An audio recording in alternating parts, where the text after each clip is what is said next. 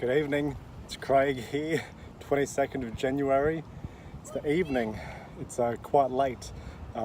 Didn't get a chance to do the morning video because I caught a very early train to Sydney for some work for the day, and now I'm walking back home. I actually finished writing on the train. I got a really good session in down and back, so I finished phase 3 outline planning for chapter 6, which wraps up that particular part of the novel review that I've been doing, where I've been going through each chapter and making notes, asking questions, putting down comments, making things bold that need to be explored further to make the book make sense and enjoyable to the reader. I guess one of the things that I was doing in this particular for the chapter 6 review, being the last chapter, was to look at whether the ending made sense and whether the ending was something that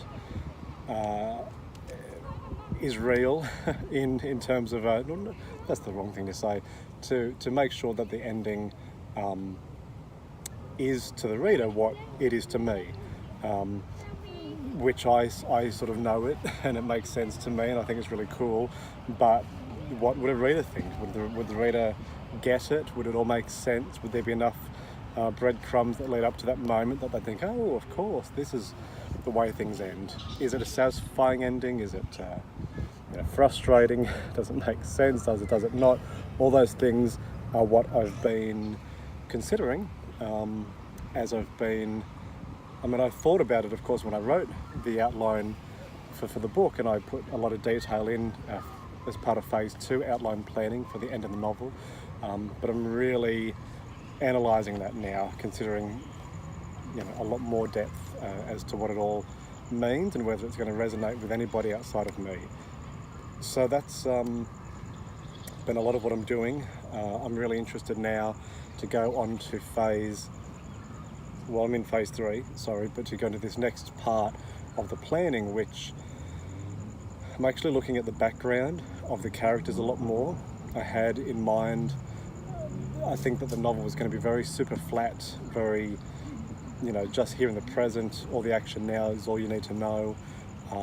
But it turns out that I need to understand a lot more about what happened before the novel starts, for the two characters to embed that in the story so that it gives it all the depth that it needs, so it's not too flat, and just pacing the trajectories of the characters as they go. So that's really where things are up to there.